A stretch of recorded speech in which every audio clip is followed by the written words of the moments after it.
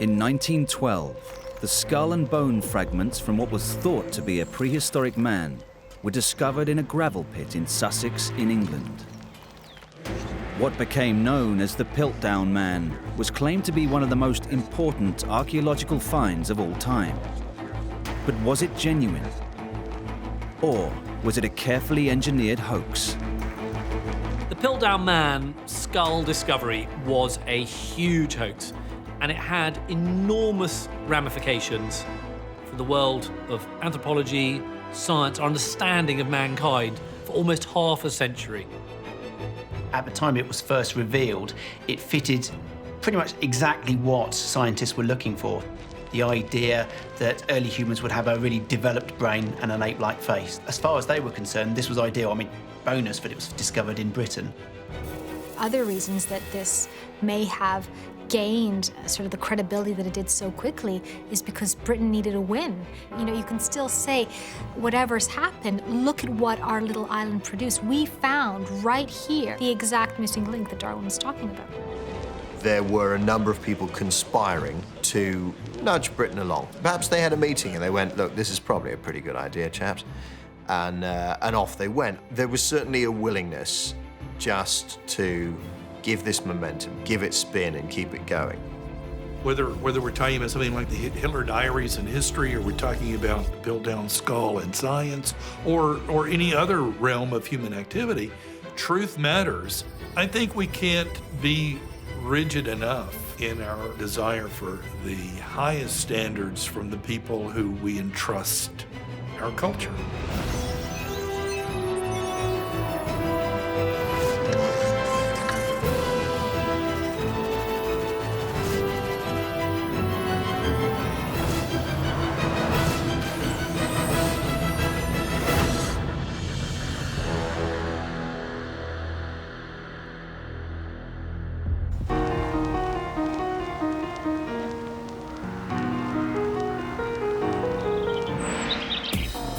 Local solicitor and respected amateur archaeologist Charles Dawson was first brought bone fragments in 1908 by workmen at the Piltdown gravel pit in East Sussex. Dawson contacted his friend Woodward Smith, keeper of the geological department at the British Museum, now known as the Natural History Museum, to inform him of the discoveries. Dawson claimed that the find happened when he was simply walking along one day and he came past some workmen excavating a pathway or some roadway. And he said to them, could you let me know if you find anything interesting, you know, when you're digging? Because I think this area could be potentially, judging by the way that the earth looks and the layers look, there could be something interesting in there. So do let me know whether you ever find anything of any interest. This is what he claims happened. What he then says he's presented with, a slightly later date, is a skull fragment, which he finds terrifically exciting. But the key is then the piece of jaw fragment that he also subsequently discovers in this area, which he then links together with the skull fragment to suggest the missing link. Charles Dawson was a really interesting person in that he had this sort of very almost boring persona. He was a small town lawyer and landowner, very, benign, boring 9-to-5 job. But he wanted to be something bigger, something more exciting. He actually wanted to be a world-renowned archaeologist. He dabbled in archaeology, but it certainly wasn't something that he was, well known for. He hadn't studied it as extensively as other, his contemporaries. And we now know that it wasn't just this finding of the missing link that he was reported to have faked. He'd actually done several of these things leading up to it.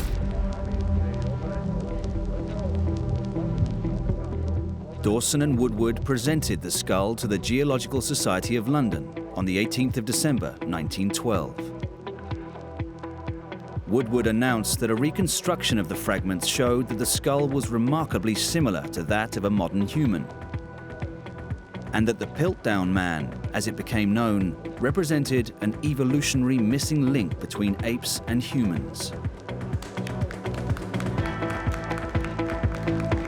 It caused a sensation. The Manchester Guardian newspaper announced one of the most important prehistoric finds of our time has been made in Sussex.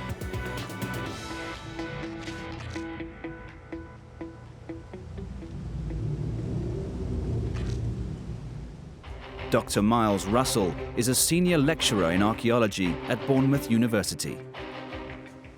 Piltdown Man was the most explosive find at the time it was made because it was the fossil that it was the missing link. It proved that humans had evolved from apes, and it showed that the earliest human had a very large, intelligent brain. So as far as it goes, it was a major discovery. But of course, the critical thing was it was found in the home counties of England.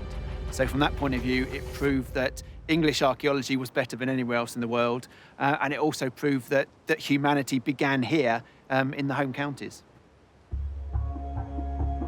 One of the reasons why these two fragments are believed to be the missing link is partly because Dawson is a credible collector in the eyes of many academics in London, including Woodward Smith, who looks at it and says, yeah, I believe it. He believes it to such an extent that people today still might think that Woodward Smith was in on the hoax. I think one of the reasons people didn't question this too much was that the idea of Piltdown played very much into British vanity. They liked the idea that the earliest human would have been British, and it was this earliest human with a big brain. This was the height of the British Empire, so the idea that the first human was British, that mankind had evolved in Great Britain, very much played to national pride. Dr. Miles Russell has studied and investigated the Piltdown skull hoax for more than 20 years. He agreed to take us to Charles Dawson's office. Well, we're in the middle of Uckfield now here. This is Dawson and Hart Solicitors. This is the firm that Charles Dawson co-founded in the early 20th century. And I'm told there's one aspect of the Piltdown discovery still on display in here.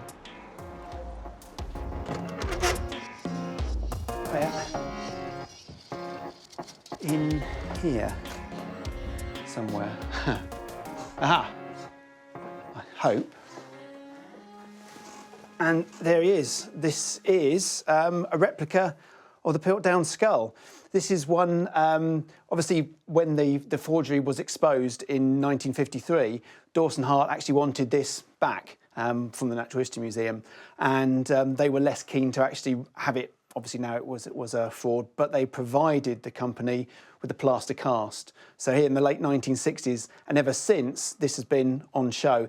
In fact, it's the only aspect of the entire Piltdown hoax story that's still on public display. Scientists, like the rest of us, are human.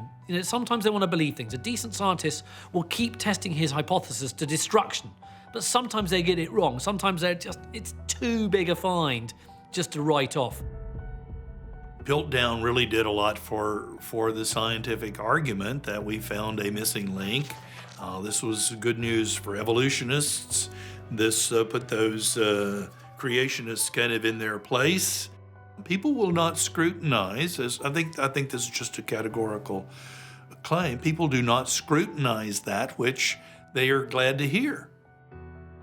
You've got to look at this discovery with the backdrop of when it happened. Britain was in the throes of kind of this British Empire that they'd built collapsing. They needed something to attest to their greatness, and this came along at exactly the right time. But almost from the outset, Woodward's reconstruction of the Piltdown fragments didn't convince some other experts. There were people who had grave doubts about what Dawson had discovered, but the most important people, or certainly the most influential people at the time, managed to give this some momentum. And they were a combination of the sort of top flight of society who may discreetly have said, look, whatever this turns out to be, it's pretty good for Britain. Here we've got another replica of the Piltdown skull and jaw. It's quite useful because it still gives us an idea of the pieces that were actually found and how they all fit together. You can see straight away that there wasn't very much of the skull actually recovered. It's the darker areas here which show you the original pieces, and the lighter areas are the reconstructions that Sir Arthur Keith and others created in the 1920s. And there's a lot of dispute as to obviously how it all fits together because there's very little of the face still surviving. But we've got significant portions of the back of the head, and we know now that this is a human skull dating to about 1400 AD. But it's a very, very thick skull. We can't really see it the way it's all been put back together, but it's been deliberately selected because the skull is abnormally enlarged. That's why Dawson selected it, because it looked archaic, it looked particularly old and suited his purposes. And you can see around the back, we've got large pieces missing, so we don't really know how they all would fit together. Everybody up till that point felt that the way that mankind have evolved from simians was that our jaws grew bigger and our teeth, this area started changing before our brains. And what the Piltdown Man showed was actually the brain had enlarged before the morphology of the jaw had changed. So this had turned the whole idea, the way in which we'd evolved from apes, on its head, literally. So Charles Dawson brought this stuff to the British Museum because he wanted their acceptance. He brought it to them and said, look, you have it. You put on the grand exhibition that explains where we have all come from. One of the key questions. That's very good for the British Museum. So what critics, doubters and naysayers there were relatively quickly swept aside by the establishment. I mean, obviously, nowadays, nothing like that would ever happen, would it? If the head of the Geological Society was happy to go along with it, then frankly that was good enough for most other scientists. Saying that, there were quite a few, even after the great presentation of Piltdown Man, who looked at it and went, no, I'm not buying that. Woodward's reconstruction of the Piltdown skull included ape-like canine teeth, which were themselves controversial. In August 1913, Woodward, Dawson and Pierre Teilhard de Chardin began a systematic search of the soil heaps in Sussex, specifically to find the missing canines. And lo and behold, they soon found a canine tooth that, according to Woodward, fitted the jaw perfectly.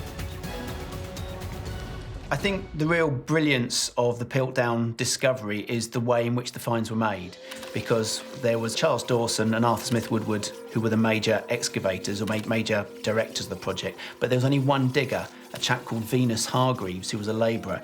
He did all the digging, he piled all the soil up into spoil heaps, which were then sieved. So at no stage was it ever needed to put an artefact in the ground. Nothing was ever found in context, it was found in the spoil heap. So it's very easy, especially if you're Charles Dawson, you're living and working very close to the site, to sort of sort the mine, to put artefacts into the spoil heap where other people can find them. You don't have to go through a careful procedure of placing them in the ground, making them look convincing. They've just been dug up, they're loose finds, and that means anyone can find them, but it also means everyone's got access to the spoil heaps. It's a great way of covering your tracks and making the hoax look genuine.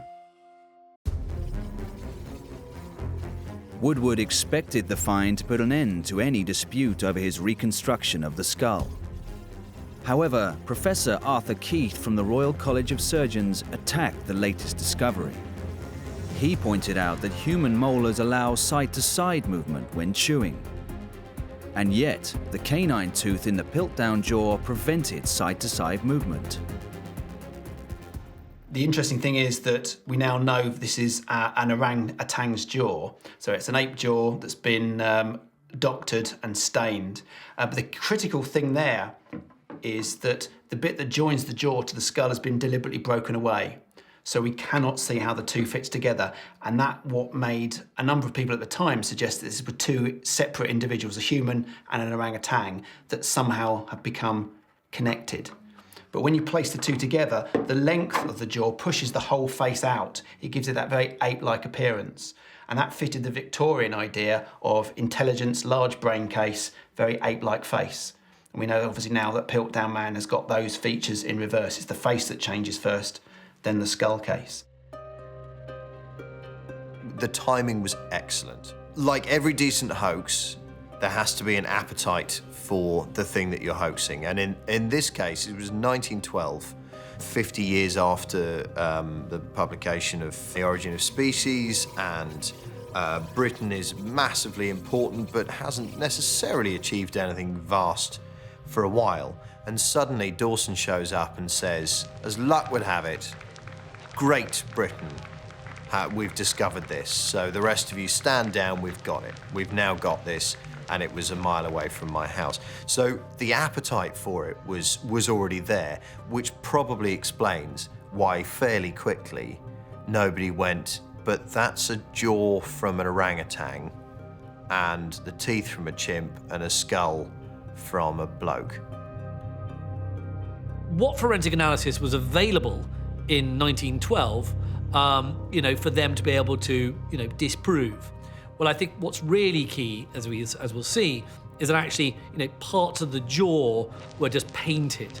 And I think it wouldn't have taken much effort to discover that. You would have noticed if you had drilled into the teeth on the jaw, if you'd done it properly, you'd have noticed that discoloration was literally just a film of discoloration, and what was below it was pure white. And you might have noticed, had you looked more clearly, that the teeth had been filed down.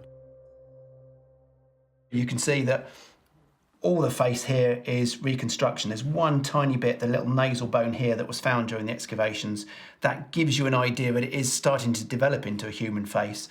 But the front of the eye, certainly the eye sockets, all that was missing from the original discovery. And that's deliberate, because Dawson didn't want there to be any real idea of how this all fitted together. He wanted debate, he wanted people to be arguing about it, but also wanted to have a few key bits, the ape and the human elements, to suggest that it was indeed the missing link.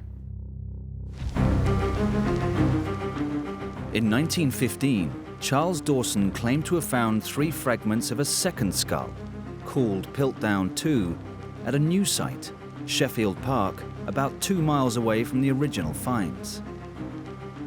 Woodward Smith attempted several times to elicit the exact location from Dawson, but without success. And he didn't present the new finds to the Society until 5 months after Dawson's death in August 1916. In 1921, the Piltdown and Sheffield Park finds were examined by Henry Fairfield Osborne, president of the American Museum of Natural History, who declared that the jaw and skull belonged together without question. The Sheffield Park fragments were taken as final proof that Piltdown Man was genuine. There was doubts about the Piltdown fossil. There were doubts about the Piltdown fossil almost immediately. There was a paper in Nature in 1913 which said effectively that it was a mixture of chimpanzee and human remains. In subsequent years, there were doubts expressed. Charles Dawson had some very good support. Some senior scientists were unsure of the fossil, but 1 or 2 of them were backers, and therefore it was enough for the materials to be taken seriously. All the fossil finds around the world were showing that in terms of man's evolution, that the human body evolved first and the brain later.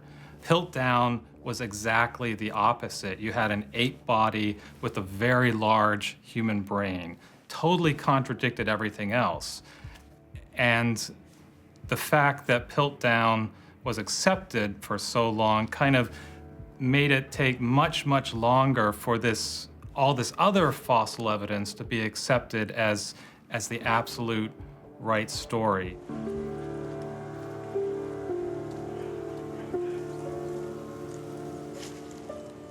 There was a lot of opposition, really, to Dawson's discovery when it was first made. He hadn't made a lot of friends in Sussex. He'd alienated the Sussex Archaeological Society.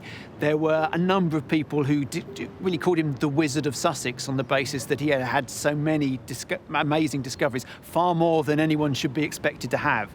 So within his own antiquarian circles, there were a number of people who doubted that Piltdown was real. He got round that extremely well by making friends elsewhere, certainly with the Natural History Museum and with other sort of circles, other scientific circles. Piltdown is what they wanted, therefore they latched onto him and supported his excavations and his work. But I think the discovery of the jaw and the skull seemed to be amazing. That's what people wanted. There were flints nearby. Those were all planted as well, so it looked like prehistoric tools. There were hippopotamus teeth. All the sort of things that an ancient human would have been hunting were found there. So Dawson, throughout the 3 years of the excavation at Piltdown, kept finding things that answered the critics' problems. You know, he was saying he couldn't have been a hunter. He couldn't have been a thinking individual. All these finds were made that answered their queries. While the Natural History Museum was very excited about the find, the academic world certainly was not. As early as 1913, David Waterston of King's College London published in the Nature Journal his conclusion that Piltdown Man was in fact an ape mandible attached to a human skull. It fitted the theories of the time, but by the 1930s, it was looking that Piltdown was out of touch. It was scientists were getting more and more embarrassed by it because other skull fragments didn't fit that. They had a more human-like face and an ape-like skull, and people didn't know where to place Piltdown. So in scientific circles, it was becoming more and more apparent that it didn't fit. It was just in the wider world, the public loved the idea of Piltdown Man as the first human, and the media was certainly extremely attached to it, but scientists were distancing themselves from it more and more. And so in a way, the discovery in the 1950s that it was a hoax, for them, it was a relief. From the outset, many experts were skeptical about the Piltdown find. But it wasn't until 40 years later that Joseph Weiner, Kenneth Page Oakley, and Professor LaGrosse Clark carried out more tests that revealed once and for all that the skull was a hoax. On the 21st of November 1953, the British Museum published the scientists' findings in a journal which confirmed the hoax to the world.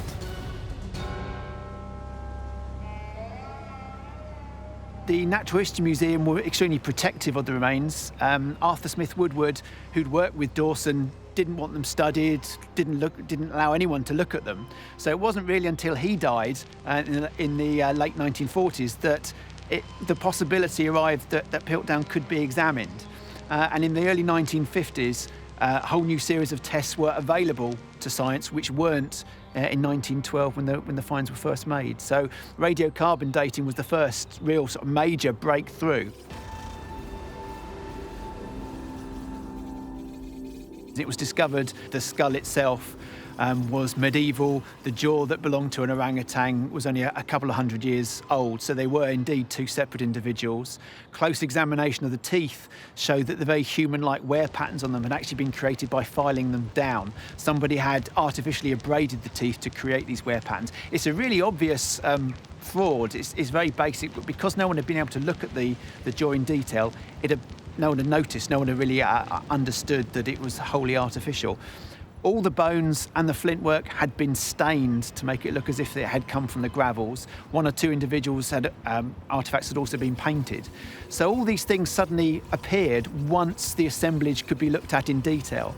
But it was really the fact that it had been held onto in a museum archive as this holy grail of British archaeology that had meant that no one had been able to study it, and these obvious aspects of the fraud had lain undiscovered. The news that Piltdown Man was a hoax was received, I think, with a lack of surprise amongst the academic community, because a lot of people, 40 years on from the discovery, were working out that Piltdown Man literally didn't fit in to all the other people who were meant to be walking around the planet at that time. It made a lot of, evolutionists go, phew, actually our theories are right, Piltdown Man is a nonsense, and in fact we know that human beings did evolve in the way we now know.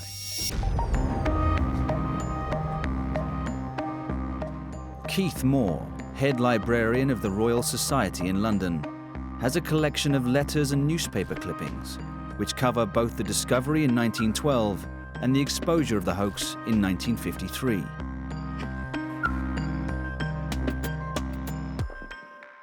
Well, we have a spread of material from the post-Piltdown period, including this, which is a letter from 1937, in which James Reed Moyer is writing to Sir Arthur Woodward, just expressing mild reservations about the ongoing excavations at Piltdown. He says, "It is remarkable that having yielded such important specimens, the site now seems so barren, but there are many parallel cases." So after the death of Charles Dawson, there had been doubts expressed about Piltdown, and there's clearly a question mark going on there. I think after the Piltdown fakes were unmasked, there was a rather unholy beauty parade of people whom the press lined up as potential forgers. This is one here, so professor is named as the Piltdown hoaxer. So this is William Solas, who was a professor of geology. And many of these newspaper cuttings honed in on scientific rivalries of the period as explanations as to why one scientist might want to dupe another. On the whole, they got it wrong until Charles Dawson's wider career as a faker was exposed. The true identity of the Piltdown Man hoaxer remained a mystery. But the main suspects were Charles Dawson, Pierre Teilhard de Chardin, and Martin Hinton. The Hastings Museum and Art Gallery has a Charles Dawson collection and replica Piltdown skull within its archives. Museum curator Kathy Walling allowed us to see items from the collection, which reveals that Dawson was no stranger to historical controversy. So this is the replica of the Piltdown skull, which was originally discovered in the early 1900s and presented as a scientific discovery in 1913. And in that same year, 1913, they made replicas to give one to each local museum in the country for their collections. Charles Dawson, the discoverer of Piltdown Man, was an early benefactor of this museum, in fact one of the co-founders of Hastings Museum and Art Gallery back in 1889, and he was in charge of collecting artefacts and documents for the collections and rearranging them here. We have many objects in the museum which come from him. The little cast iron figure was clearly an attempt to show that the Romans had the use of cast iron, when every history book at the time would say that they didn't. So for years it was then perceived wisdom that they were able to use cast iron until this object became known as a fraud. The story with the brick, the little bit of tile, changes what the whole history of that last century, really, of Roman occupation of Britain in the 4th century, when it was assumed that they were leaving the country. But Dawson's tile found it in that place and with that emperor's name on it was trying to show that the Romans were actually far from withdrawing. They were still here and they were actually still building and refurbishing their defences at Pevensey Castle. And this was in the history books right up until the 1970s, so this really was something that people were sitting learning. I think Dawson was a very complex character, and it would be fascinating really to know why he was doing this. And I don't suppose we ever will know. And what I often wonder is if he had lived beyond the age of 56 or whenever it was he died, whether he was just waiting to turn around to everybody and say, I fooled you all, I did all this, or whether he would have anyway gone to his grave keeping them all as secret hoaxes. It is an amazing story.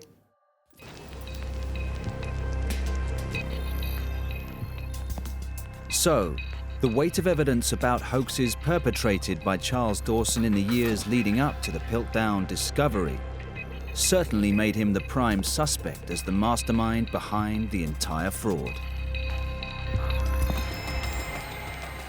Charles Dawson was immediately the first suspect, and the obvious suspect because he was the guy there. He found the majority of the stuff. He was constantly at the dig. If anybody had an opportunity to do it, it would have been him. So yeah, he was definitely the first person people looked into. At the time, though, he was kind of flagged as the obvious suspect, but there wasn't a full investigation of his background. It took really decades for people to, because the interest in Piltdown continued, people actually took the time to go back and pick through every single one of Dawson's finds over his career. And the more people looked, the more they realized this guy was, from the start, up to something.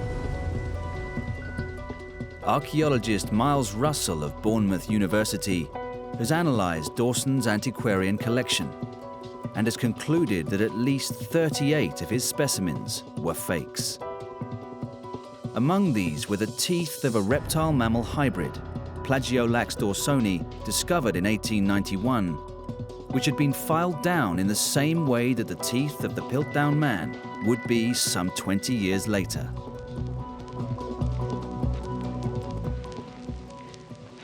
When we look back at the career of Charles Dawson, we can see really ever since about 1896, he's associated with specific frauds and fraudulent finds.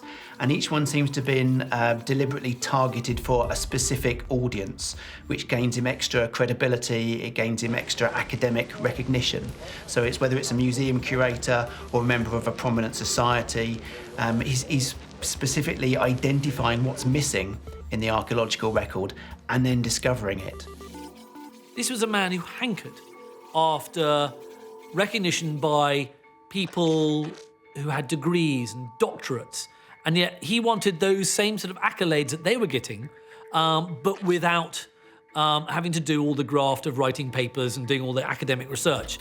Somehow he kept finding the fossils that those people wanted, and he got the pats on the head, and he loved those pats on the head, whether it was, the letters after your name, and who knows what he would have been awarded had he lived. Chances are, yes, he would have been awarded with some sort of doctorate or professorship somewhere. Who knows? He loved all that. He sought that status. That's where he felt that he belonged, and he would find the toys and trinkets under the ground that those people so craved. Unlike a lot of other hoaxes, where eventually some money is made, sometimes immediately. If you look at Loch Ness, for example, there's a whole industry exists around Loch Ness. If you look at the sale of the Hitler diaries, stuff like that, there's a lot of money to be made. Dawson didn't make any money, but he was already a well-to-do chap. He already had some money. In fact, he probably spent money making this happen because what he was after was recognition. He didn't get a penny for this, but I don't think he wanted the money. I think this guy clearly had money. What he wanted was standing in the community that he valued, in the community of archaeology, and that's exactly what he got. He was made a fellow of the Royal Geological Society and won several awards attesting to the fact that this man had done something brilliant, not just for his country, but for this discipline where perhaps he saw himself as being a champion for. The Victorians were scientifically open-minded. Such was their burning desire for progress, innovation, and discovery in all walks of life. The Horny Man Museum in South London houses another curiosity from around the same time as the Piltdown Man appearance. It's called a merman and was claimed to be the mummified body of a fish-monkey hybrid, which was found in Japan in the 19th century. Keeper of Natural History Joe Hatton agreed to show it to us. Here we have the Horny merman, or Japanese mermaid as they were sometimes called. They were imported into Britain from parts of Asia, mainly Japan, where they were originally made. The first time that the public were able to see a Fiji mermaid was popularised by showman P.T. Barnum in the United States, who had acquired one of these specimens and he displayed it in his sideshow, and the public just flocked to see it. They really did think that it was a mummified mermaid of some kind, and it really popularised this idea that mermaids were real. Missing links and transitional creatures, and this was part of the interest in evolution that actually predated Charles Darwin. For many centuries people had been collecting these transitional, strange creatures. You can go back into the Middle Ages and you had cabinets of curiosities where rich people would collect these bizarre creatures which were known as lusus naturae, jokes of nature, where they were seen as things that you couldn't categorize. And perhaps the idea was that nature was playing jokes, purposely putting these odd, creatures that combined elements of other creatures together just to confound man's effort to properly categorize nature. Mermen were quite quickly seen by people who had knowledge of animals and who were more scientifically inclined. They looked at the merman and soon realised that it was probably two organisms that were joined together. It just didn't look right. So they started to examine what they looked like. They called them Japanese monkey fish, so that they had the tail and body of a fish and the head of a monkey. As it turns out, most of these mermaids, as we've recently found out, really have no monkey component in them at all. They're all pretty much fake. They're mainly made from wood components and wires and papier-mâché and clay to make the body shape. In the case of our mermen here, they use fisher's jaws for the teeth that are fixed in there as well. And then fish skin and scales and the fins are all made out of a type of species of carp. In 1912, we were emerging from a century in which fantastical finds were often believed by a very credulous and scientifically ignorant public. There were freak shows going around with fossils of mermen. There was Dawson photographing fairies in his garden, which was widely believed. We didn't know the world 150 years ago in the Victorian period as well as we know it today. So if we're willing to believe in mermen and fairies, then actually believing in a hominid that linked apes to modern mankind, that wasn't so outlandish. The Piltdown Man hoax succeeded so well because, at the time, the scientific establishment believed that it provided unique proof of a link between apes and humans. It satisfied European expectations that evidence of the earliest humans would be found in Eurasia, while the British wanted a find of their own to set against fossil hominids discovered elsewhere in Europe, including France and Germany. But the Piltdown Man hoax had a detrimental effect on early research into human evolution. Most of all, it led scientists down a blind alley, in the belief that it proved the human brain had expanded in size before the jaw adapted to new types of food.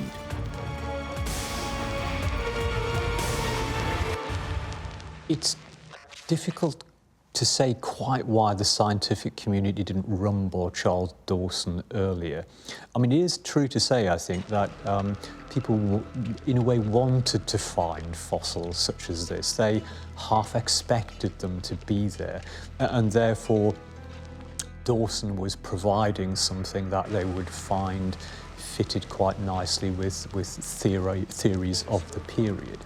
And I think that's a danger for scientists. They shouldn't be looking for things that are that agree with their point of view. Quite often the best science is materials that don't agree with prevailing thought. So I think there is a lesson there. What's really interesting is the role that class plays in the UK. I think if you've not lived in the UK, you don't understand how fundamental it is to the way people sort of understand the world around them, from the newspapers that you read to the accent that you have, you know, to your, whether you're a royalist or not, to some extent comes down to this idea of a class system. I guess it's kind of as contentious as race is in America. Everything comes down to race, and we're kind of, it's embedded in our psyches. And as a consequence of that, you've got to look at the way that people were believed at certain points in history, depending on their class. You know, he was a well-to-do sort of chap and had a proper job and was fairly well respected. If this had been a bloke called Clive living just outside Birmingham who went, yeah, I was digging and I found this and it's too big to be human, isn't it? Look at it, look at the jawbone on that. Someone would have just gone, no, listen, old chap. What you've got there is a monkey's jaw and your Auntie Beryl's head.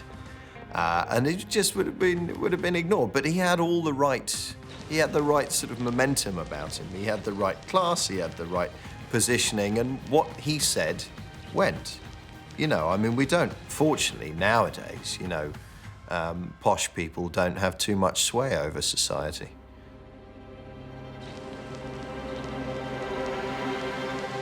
There's no question that if you pollute the standards of science or history with falsehoods, if you put into what should be sort of the canonical body of truth of science or history, or what have you, if you put in bogus pieces into that, you create havoc. It's like science and history are big puzzles, and the pieces are trying to fit with other pieces, and bogus works that are accepted as canonical and legit will cause you to say, oh, this doesn't, I guess this is wrong.